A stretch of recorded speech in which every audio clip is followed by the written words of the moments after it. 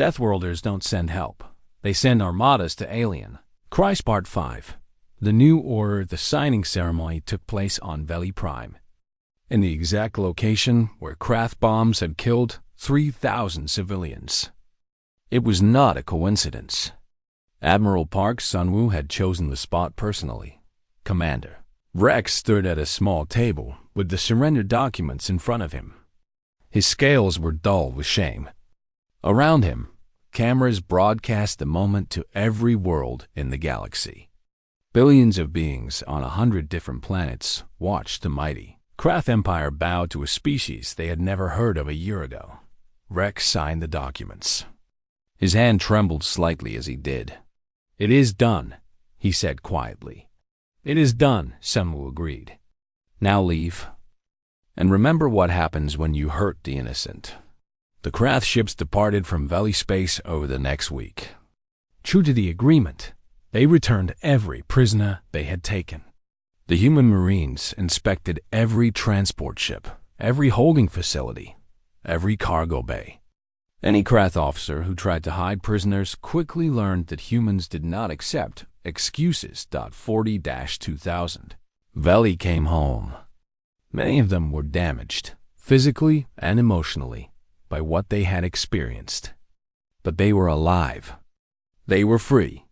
And they had the rest of their lives to heal.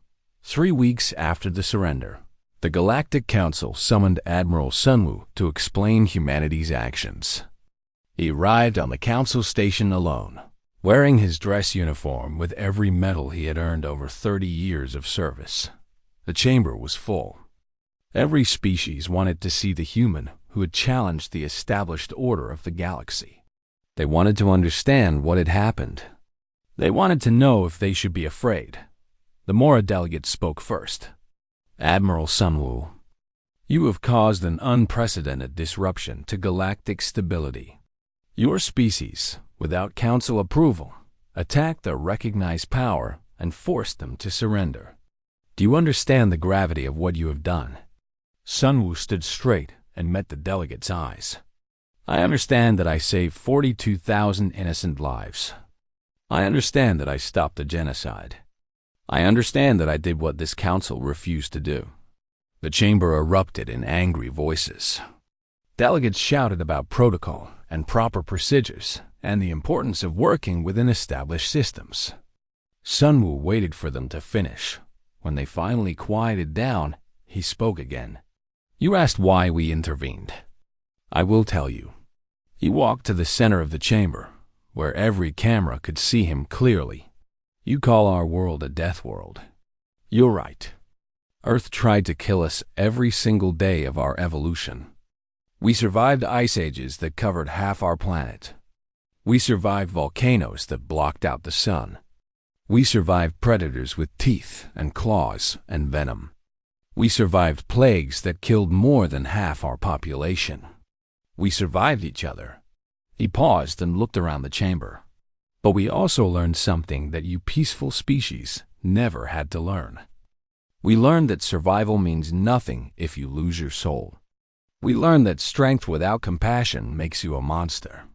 We learned that the strongest thing you can do is protect those who cannot protect themselves." The chamber was completely silent now. The Veli cried for help. They sent a message to every corner of the galaxy, begging someone to save them. Do you know what the response was? Nothing.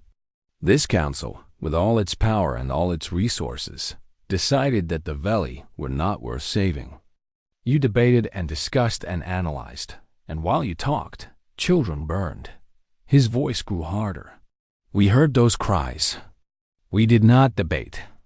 We did not analyze. We moved. We moved because that is who we are. We moved because when someone asks for help, you give it. Not because it's safe. Not because it's smart. Because it's right. The Mora delegate tried to interrupt. "Admiral, the political implications. I don't care about political implications. I care about a little girl who's going to be tortured by the Krath until her mind broke. I care about a family that was going to be worked to death in a mining colony.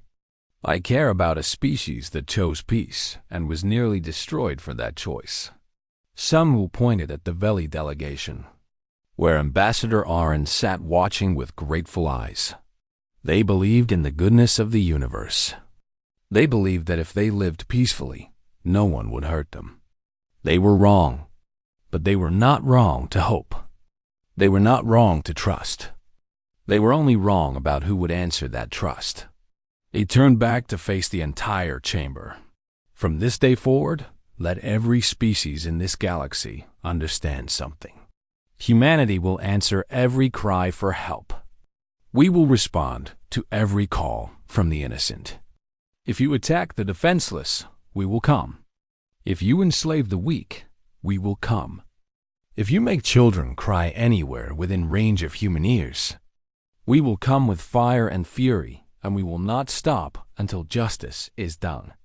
That is a threat to the established order, someone called out. No, it is a promise. And we keep our promises. The debate continued for hours after that. Many delegates condemned humanity's actions. Others quietly admitted that they were impressed. A few species approached the Terran delegation afterward and asked if humanity would be willing to sign mutual defense agreements. But the most important moment came when Ambassador Aron finally got a chance to speak. I came to this chamber begging for help, he said. I was told that my people did not matter. I was told that our lives were not worth the risk.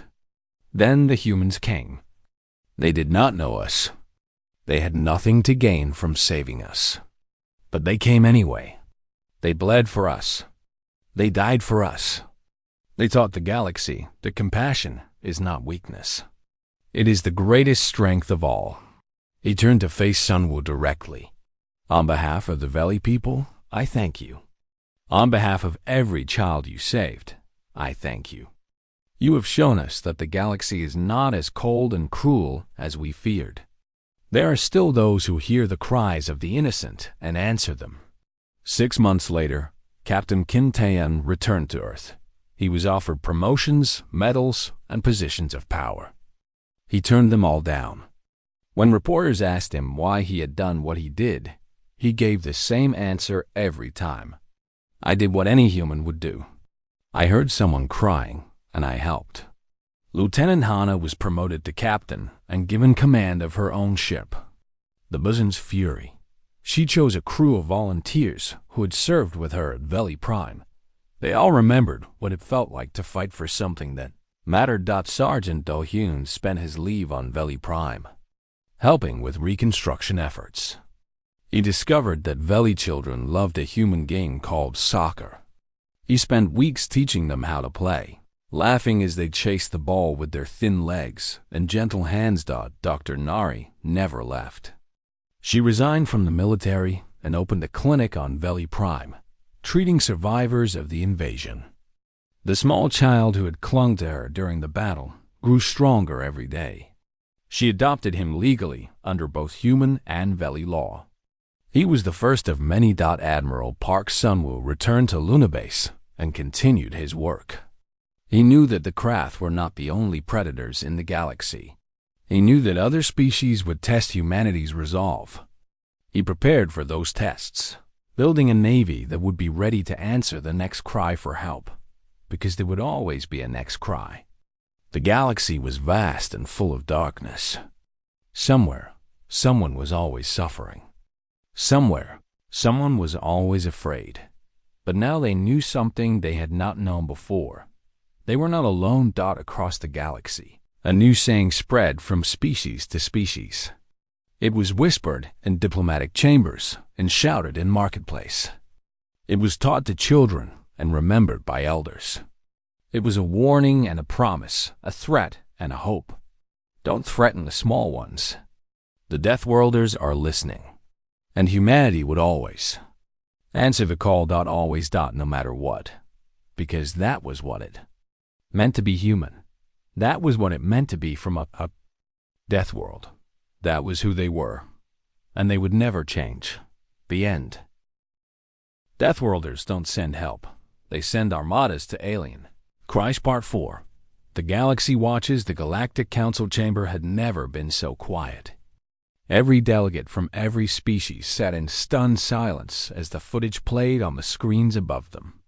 They watched the human fleet tear through the Krath formation. They watched small, fragile creatures board enemy ships and fight monsters twice their size with nothing but rifles and rage. They watched the mighty Krath Empire run away from beings that the galaxy had dismissed as primitive newcomers. Ambassador Orin sat in the visitors section, tears streaming down his gentle face. He had come to this chamber begging for help. He had been told that nothing could be done. He had been told that his people were not important enough to save. And then the humans had come. Not one human. Not 10, hundreds of ships. Thousands of soldiers. An entire species had turned around and charged into battle for people they had never met. For reasons the galaxy could not understand. The Mora delegate, who had argued that saving the Veli was too risky, could not meet Orin's eyes. On the screen, they watched as human medical ships landed on Veli Prime before the fighting had even stopped completely. Dr. Nari was one of the first to step off her transport. She was a small woman with short dark hair and steady hands. Around her, the city was still burning. The sound of gunfire echoed from a few streets away. A squad of Marines ran past her, heading toward the fighting. None of that stopped her. She set up her medical station in the ruins of what had been a hospital. Veli survivors stumbled toward her from every direction. They were burned. They were bleeding. They were terrified. And they were amazed to see a human offering them help. "I don't speak your language," Nari said to a wounded Veli elder who collapsed in front of her. "But I'm going to help you anyway. That's what we do." She worked for 16 hours without rest. When her medical supplies ran low, other human ships sent more. When she was too tired to stand, she sat down and kept working. Marines brought wounded Veli to her station from across the city. Some of them were children who had been taken by the Krath, now freed from the holding camps. One small Veli child refused to let go of Nari's hand. He didn't speak. He just held on while she treated other patients. His grip was weak, but his message was clear. "Please don't leave me." Nari didn't leave him. She carried him on her back while she worked, his small arms wrapped around her neck. Across the planet, similar scenes played out. Human soldiers who had been killing Krath warriors an hour before now carried wounded Veli to safety. Pilots who had flown through enemy fire now flew supply runs to devastated cities. Engineers who had kept warships running during battle now worked to restore power to Veli hospitals. The galaxy watched all of this. They watched and they did not understand. In the council chamber, the Pelix delegate finally spoke. "Why?" she asked. "Why did the humans do this?" "They had nothing to gain. The Veli have no resources worth fighting for. They have no military value. They have nothing to offer." Ambassador Orin answered before anyone else could. "They did it because we were crying. They did it because our children were suffering. They did it because they could. That makes no sense. No species risks its entire military for strangers. The humans do." Admiral Park Sunwoo arrived in the Veli system 3 days after the battle. His flagship, the Soul's Dawn, led a fleet of 200 additional warships. The Krath, who had been gathering their forces for a counterattack, saw the new arrivals and immediately began retreating further. Sunwoo met with Captain Taeyan on the surface of Veli Prime. They stood in the ruins of the capital city, surrounded by rubble and hope. "You did well, Captain," Sunwoo said. "We did what anyone would do, sir." Sunwoo shook his head. "No, we did what humans do. Most species in this galaxy would have let the Veli die. They would have calculated the costs and benefits and decided that intervention wasn't worth it. We don't calculate. We see suffering and we end it. A message arrived from the craft commander Vrex. He was requesting a meeting to discuss terms. Sunwoo read the message and smiled coldly. He wants to negotiate. Taeyun looked at the destroyed city around them. After what they did here, they're beaten and they know it. The question is what terms we demand. The meeting took place on a Veli moon, in a building that had not been touched by the war. Commander Vrex arrived with a team of diplomats and guards. Admiral Sunwoo arrived with Captain Taeyun and a single squad of Marines. Vrex was surprised by how few humans had come. You are either very confident or very foolish.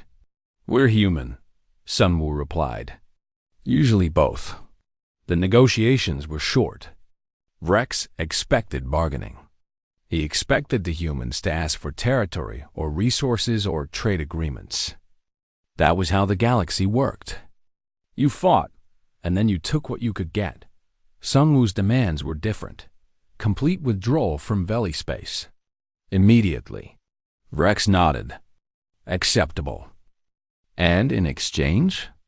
There is no exchange. These are not trades.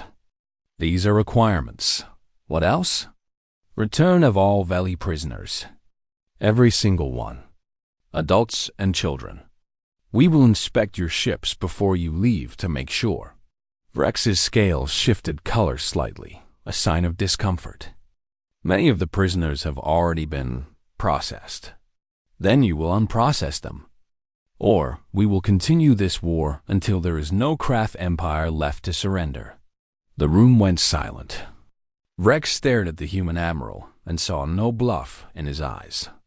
This small, soft creature was completely prepared to fight a war of extinction over people who were not even his own species. What else? Vrex asked, his voice quieter now. Public acknowledgement of your crimes. Broadcast to every world in the galaxy. You will admit what you did here. You will admit that you enslaved innocent people and murdered children. You would humiliate us? You humiliated yourselves when you attacked the defenseless.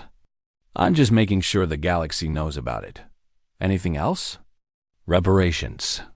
You will pay for the reconstruction of every city you destroyed. You will fund hospitals and schools on Veli Prime until they are rebuilt. You will pay for the trauma you caused. Vrex laughed, but it was a hollow sound. You would bankrupt our empire. Admiral Sunwoo leaned forward. You made children cry. You took them from their parents. You planned to use them as tools for torture until they died. Consider yourselves lucky that we're offering terms at all. Captain Taeyun spoke for the first time. The Admiral is being generous. If it were up to me, we would hunt down every craft who participated in this attack and show them exactly what human justice looks like. Vrex looked at the Marine squad standing behind the humans. They stared back at him with eyes that held no fear and no mercy. These were the creatures who had boarded his ships and killed his warriors with their bare hands. These were the beings who had chased his fleet across 3-star systems without stopping. For the first time in his long career as a conqueror, Commander Vrex understood that he had found something more dangerous than himself. I will communicate your terms to my superiors, he said finally. You have 12 hours, Sunwoo replied. After that, we resume offensive operations. The craft accepted the terms 11 hours later. On Veli Prime, Dr. Nari finally found a moment to rest. She sat against a broken wall, the small Veli child still clinging to her. He had fallen asleep, his breathing steady and calm for the first time since the invasion began. A Marine sergeant walked up to her. It was Doyen, his armor still marked with the evidence of close combat. The Admiral says we won, he told her. Does it feel like winning? Nari asked, looking at the ruins around them. Doyen sat down next to her. Yeah, it does. Because tomorrow, these people get to rebuild. Tomorrow, that kid gets to grow up. Tomorrow, the craft will think twice before attacking anyone else. That's what winning looks like. Nari nodded slowly. She was exhausted. Her back hurt. Her hands were sore from hours of surgery. But Do-yoon was right. They had won something important. They had won the right to call themselves human. Deathworlders don't send help. They send armadas to alien Cries Part 3. First Blood Commander Vrex stood on the bridge of his flagship, the Eternal Conquest, and watched the human ships dropping out of faster-than-light travel. He counted them with growing amusement. 50, 70, 100. They kept coming, more and more, until his tactical officer reported that over 200 Terran vessels had arrived in the system. They brought everything they have, Rex said, laughing. His laugh was a harsh sound, like rocks grinding together. These humans are even more foolish than the report suggested. The Krath were a proud species. They had conquered 43 worlds in the last 200 years. Their warriors were tall and strong, with thick scales that could stop most weapons. Their ships were built for war, with heavy armor and powerful guns. They feared nothing in the galaxy, certainly not the humans. The intelligence reports were clear. Humans came from a single planet called Earth, a world so dangerous that it was classified as a Category 12 death world. They were short-lived creatures with soft skin and fragile bones. They had only been traveling among the stars for a little over a century. They were children playing at being a real species. Rex opened a communication channel to the human fleet. Terrans. I am Commander Vrex of the Krath Empire. You have entered restricted space during an official military operation. Leave now, or we will add your species to our conquest list. He expected them to run. Every other species ran when the Krath threatened them. Instead, a human face appeared on his screen. The creature was smaller than Vrex had expected, with dark hair and calm eyes. I am Captain Kim Tae-yun of the Terran Navy. I am here to tell you that your operation is over. You will release all Veli prisoners. You will leave this system. You will never come back. Vrex laughed again. You are outnumbered, human. Your ships are inferior. Your weapons are weaker. What makes you think you can give orders to me? Captain Tae smiled. It was not a friendly smile. We're from Earth. Everything on our planet has been trying to kill us for 4 billion years. You're just next on the list. The communication ended. Rex stared at his screen for a moment, confused by the human's confidence. Then he shook his head and gave the order to attack. The Battle of Veli Prime began. The Krath expected the humans to fight like other species. In normal space combat, ships kept their distance. They fired missiles and energy beams from safe ranges. They protected their crews and retreated when damaged. That was how civilized species fought wars. The humans did not fight like civilized species. The first wave of Terran ships did not slow down as they approached the Krath fleet. They accelerated. They flew straight into the enemy formation at speeds that should have been impossible to control. Krath gunners tried to target them, but the human ships moved too fast and changed direction too quickly. On the Soul's Hammer, Lieutenant Ha called out targets while the ship shook from near misses. Enemy cruiser at bearing 275. 2 destroyers coming from above. Captain Tae-young gripped his command chair as his helmsman performed a maneuver that pulled 14 times the force of Earth's gravity. The pressure crushed him into his seat. His vision went gray at the edges. A Krath pilot trying the same maneuver would have been killed instantly, but humans had trained for this. They had spent centuries learning to survive forces that would destroy other species. Fire all weapons. Tae shouted that the Soul's Hammer unleashed everything it had. Missiles shrieked toward the enemy cruiser. Energy cannons burned holes in the Krath destroyer's hull. The human ship flew through the explosions and came out the other side. Already turning toward the next target in the chaos of battle, the Krath began to realize they had made a terrible mistake. The humans were not afraid of death. They did not retreat when damaged. They did not hesitate to sacrifice their own ships if it meant destroying an enemy vessel. They fought with a fury that the Krath had never seen before. The Marine transport ship Inchin's Pride pushed through the battle toward one of the large Krath cruisers. Sergeant Dohin stood with his squad in the boarding bay, checking his weapon for the 10th time. "Remember," he told his soldiers, "these Krath have never faced humans in close combat. They think their scales will protect them. They think their size will save them. They're wrong." The transport ship crashed into the side of the Krath cruiser. Metal screamed and tore. Lights flickered and died. But the Marines had trained for this. They moved in darkness like it was their natural home. Do-Yun was the first through the breach. The corridor inside the Krath ship was large, built for creatures taller than humans. But size meant nothing in close quarters. A Krath warrior charged at Do-Yun with a blade that could cut through armor. Do-Yun ducked under the swing and put 3 bullets into the creature's unprotected throat. "Move," he shouted. "Take the engine room. Take the bridge." His Marines spread through the Krath ship like a disease. They fought in corridors and maintenance tunnels, and anywhere else the Krath tried to stop them. When their guns ran empty, they used knives. When their knives broke, they used their hands. The Krath had never experienced anything like this. On their homeworld, nothing had ever truly threatened them. They had evolved on a gentle planet with mild weather and weak predators.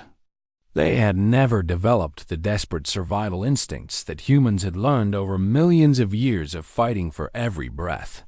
Do-Yun found himself facing 3 Krath warriors in a narrow corridor. His rifle was empty. His pistol was somewhere behind him, dropped when a Krath had knocked it from his hand. He had only his knife and his fists. The Krath laughed at him.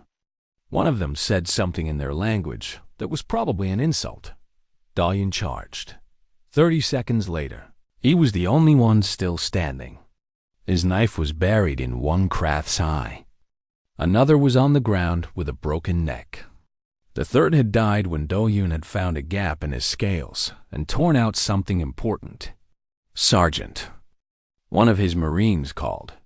"We've taken the bridge." Do-Yun pulled his knife free and kept moving. There was more fighting to do outside, in the vacuum of space. The battle continued to turn against the Krath. Their commanders had never faced an enemy that refused to retreat. They had never fought creatures who considered death in battle to be an acceptable price for victory. They had never understood what a death world truly produced. Commander Vrex watched his fleet crumbling and felt something he had never felt before. Fear. "All ships," he ordered, "fall back. Fall back to the secondary defensive position." But the humans did not let them fall back. Every Krath ship that tried to retreat found human ships chasing it. Every commander who tried to regroup found his formation torn apart before it could form.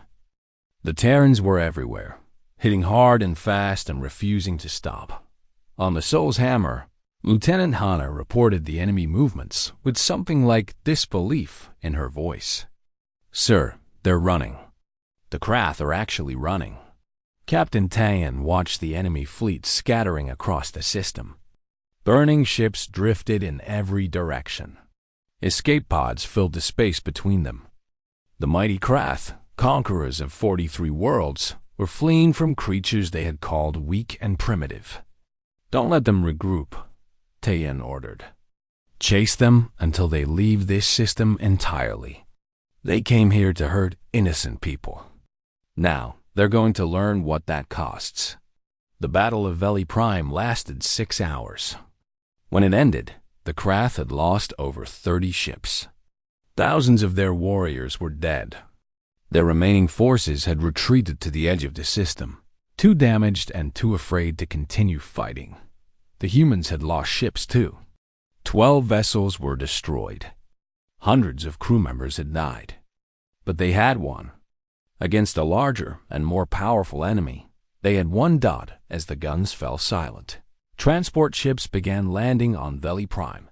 Medical teams rushed out to help the wounded. Marines spread across the planet to free the prisoners the Krath had taken.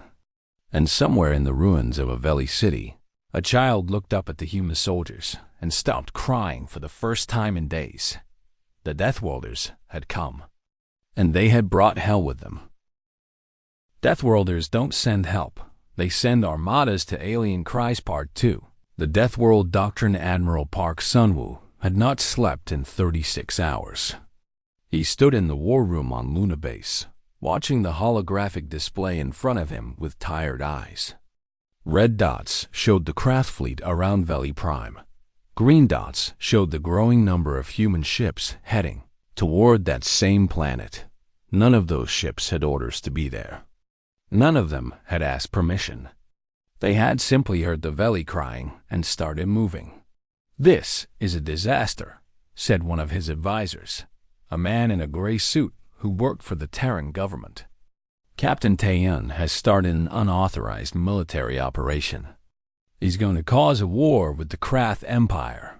43 ships have joined him now," said another advisor. "If we don't recall them immediately, the Krath will see this as an act of war against their entire empire." Admiral Sunwoo said nothing. He just watched the display. "Admiral, you need to order those ships back," the first advisor said. "Humanity cannot afford a war right now. The Krath have over 2,000 warships. We have less than 400. The numbers don't lie." Commander Jiwoo stepped forward. She was the head of military intelligence, a woman who knew secrets that would keep most people awake at night. "Admiral, before you make a decision, there's something you should see." She touched a control panel, and the display changed. Now it showed intercepted Krath communications. "We decoded their military orders 3 hours ago," Jiwoo explained. "The Krath aren't just attacking the Veli.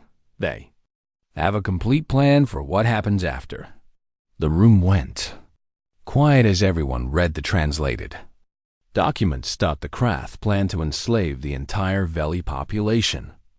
Adults would be sent to mining colonies to work until they died.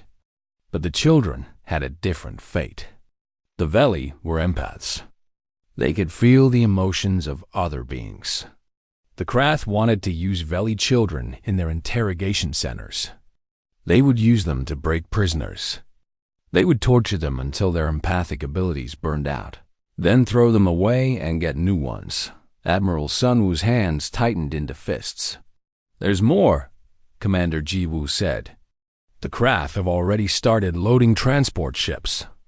They've taken approximately 40,000 Veli prisoners in the last 12 hours.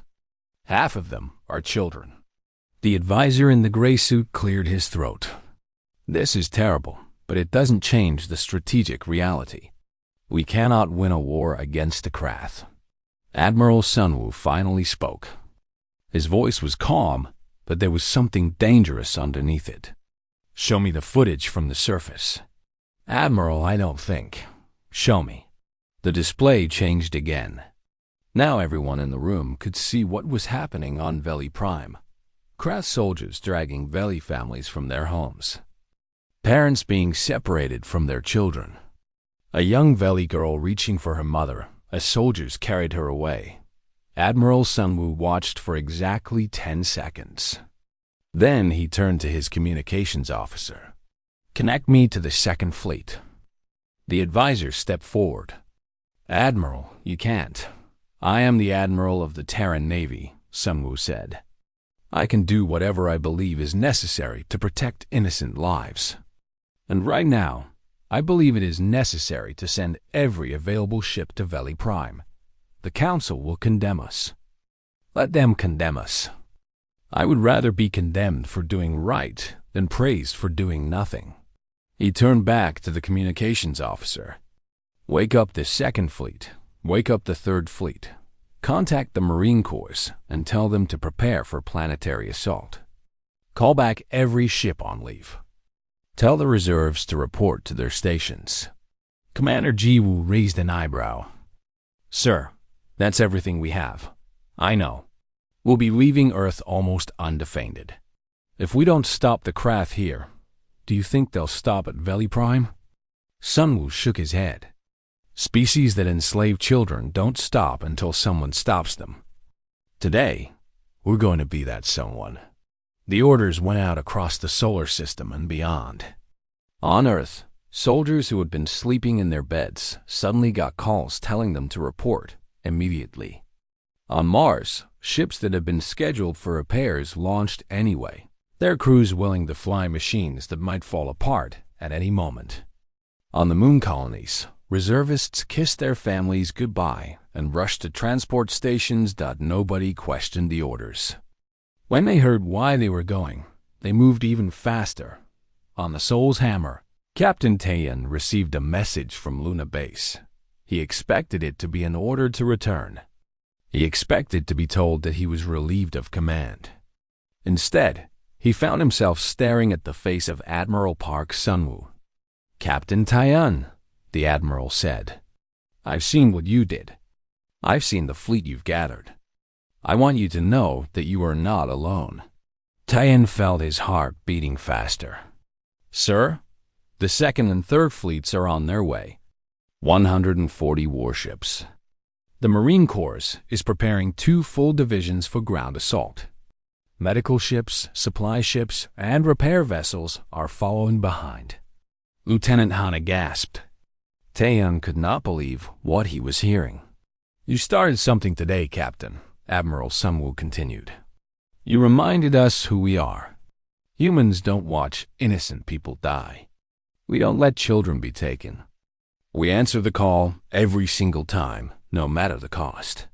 Sir, I didn't expect this. I know. You expected to die. You were willing to throw away your life and your ship to save strangers you'd never met." The Admiral smiled slightly. "That's exactly why I'm sending you help. Because anyone brave enough to charge into certain death deserves a chance to live." The message ended. Taeyeon sat in silence for a long moment. Lieutenant Hannah checked her tactical display and let out a low whistle. "Captain, I'm tracking 231 ships now converging on Veli Prime, and more are joining every minute." 231, Taeyeon repeated. "We're not sending help, sir. We're sending an armada." Taeyeon laughed.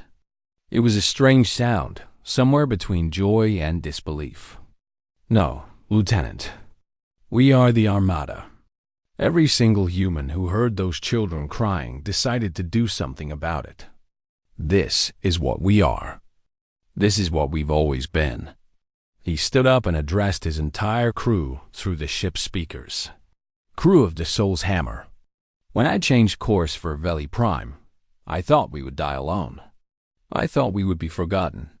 I was wrong. Look at your screens. Look at how many of our brothers and sisters are coming. Look at what humanity becomes when innocent lives are at stake." He paused to let them see the growing number of ships on their displays. "The galaxy thinks we are young and weak. They think we are just newcomers who don't understand how things work.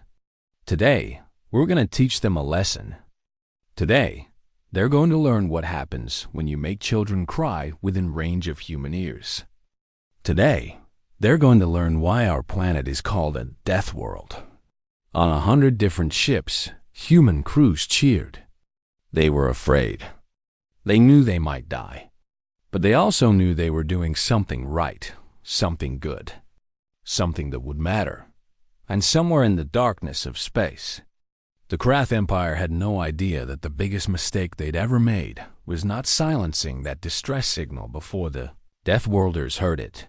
The Armada was coming, and there would be no mercy for those who hurt the innocent. Deathworlders don't send help. They send armadas to alien Cries Part 1. The cry in the void, the message came through every communication channel in the galaxy at the same time. It was not encrypted. It was not private. It was a scream sent into the darkness of space, hoping someone would hear. Ambassador Aron stood before the Galactic Council with tears falling from his large, gentle eyes. His species, the Veli, were known throughout the galaxy as healers. They had no weapons. They had no army. They had spent 10,000 years learning to cure diseases and mend broken bodies. Now their world was burning. "Please," Orin said, his voice breaking. "The Krath Empire has come to our world. They are destroying our cities. They are taking our people. Our children are dying in the streets. We have nothing to fight with. We need help." The council chamber was massive. Representatives from over 100 species sat in their designated areas. Some had scales. Some had feathers. Some were made of living crystal. They all watched the footage playing on the giant screens above the chamber. Veli Prime was a beautiful world. Green forests covered most of the land. Clean rivers flowed through peaceful cities. The Veli had built their civilization around hospitals and schools, not military bases or weapons factories. They believed that helping others was the highest purpose of any intelligent species. Now those forests were on fire. Those rivers ran red. Krath warships filled the sky like angry insects, dropping bombs on buildings full of families. The Mora delegate spoke first. He was a tall creature with gray skin and 4 arms. "This is terrible," he said. "But the Krath Empire has 300 warships in that sector. We cannot risk our fleet for a single planet." "Agreed," said the Palix representative. She was covered in bright feathers and spoke in a musical voice. "We must remain neutral. The Krath have not attacked any council members. This is an internal matter." Orin could not believe what he was hearing. "Internal matter? They are killing children. They are burning hospitals. How can you call this an internal matter?" "The Veli are not members of the Galactic Council," another delegate reminded him. "You chose neutrality long ago. You refused to build a military. These were your choices. We chose peace." Orin shouted. "We chose to heal instead of harm. And now you punish us for that choice?" The debates continued for hours. Species argued about resources and risks and political consequences. Nobody talked about right and wrong. Nobody talked about saving innocent lives. They talked about trade agreements and military budgets and what the Krath might do if they were angered. Meanwhile, the Veli kept dying far from the council chamber, near the edge of explored space. A human warship called the Soul's Hammer was on routine patrol. Captain Kim Tae-yun sat in his command chair, reviewing boring supply reports when his communications officer spoke up. "Sir, we're receiving an emergency broadcast. It's on all frequencies." "Put it on screen," Tae-yun ordered. The footage from Veli Prime filled the main view screen. Tae-yun watched as Krath soldiers marched through burning streets. He watched as Veli families ran from their homes. He watched as a small Veli child sat alone in the ruins of what had been a school, crying for parents who would never come. The bridge went silent. Every crew member stopped what they were doing and stared at the screen. Lieutenant Hana was the first to speak. She was Tae-hyun's second in command, a woman with sharp eyes and a sharper mind. "Captain, the Veli homeworld is only 6 hours away at maximum speed."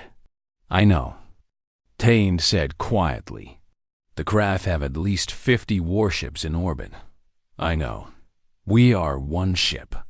"I know." Tae-hyun stood up from his chair. He had served in the Terran Navy for 15 years. He had followed orders his entire career. He had never done anything without proper authorization.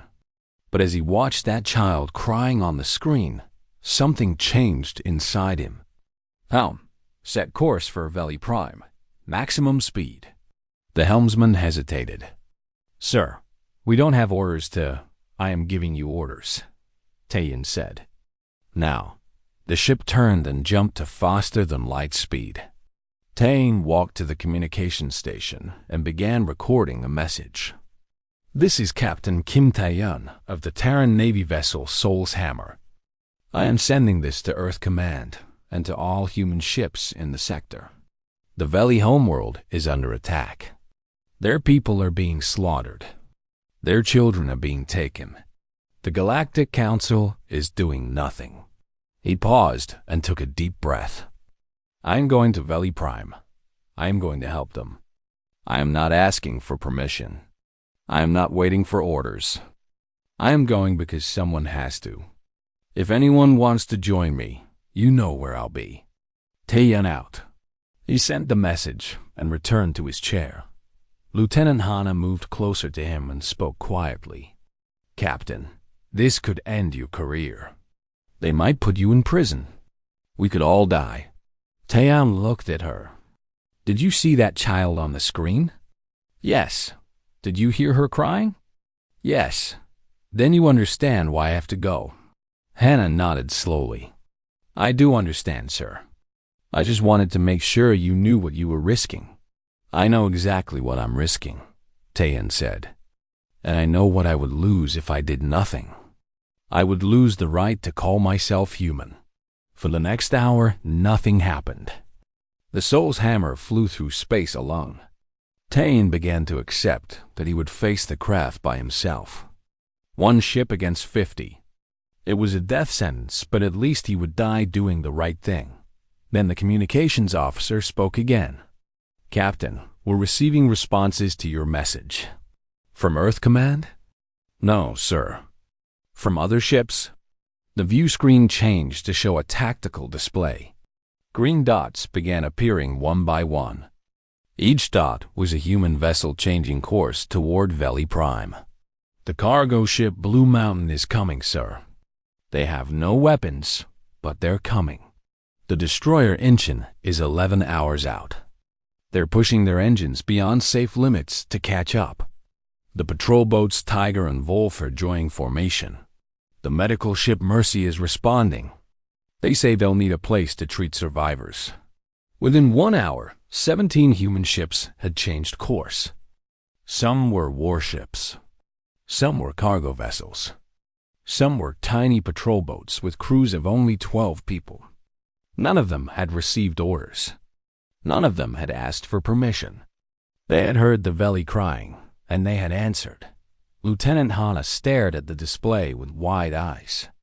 Sir, I've never seen anything like this. Taeyeon felt tears forming in his eyes, but he did not let them fall. This is what humans do, Lieutenant. When someone cries for help, we answer. It doesn't matter if it's smart. It doesn't matter if it's safe. It only matters that someone needs us. But we're still outnumbered. Even with 17 ships. 17 ships for now. Taeyeon corrected her. More will come. I know my people. They're not going to let children die while they do nothing. He was right. By the time the Soul's Hammer was halfway to Veli Prime, 31 human ships had joined the fleet. And somewhere in the darkness of space, the Krath Empire had no idea what was coming for them. They would learn soon enough.